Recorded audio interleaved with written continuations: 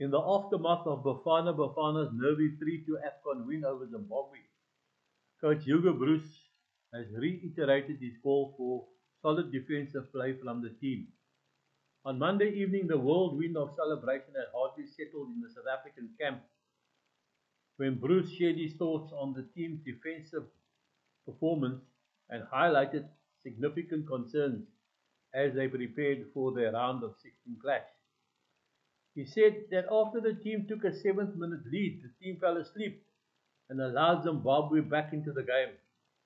During the halftime break, Bruce told his players to go out in the second half and play the way they started the game. Eventually, a crucial penalty conversion by Osman Apollos sealed the match for South Africa, but Bruce was unhappy with the recurring defensive lapses that has put his team in jeopardy. Finishing second in Group B with 6 points, the team must tighten their backline to avoid a repeat of errors that have plagued it thus far. Bruce has just 6 days to implement vital changes to bolster the team's performance in the knockout stage.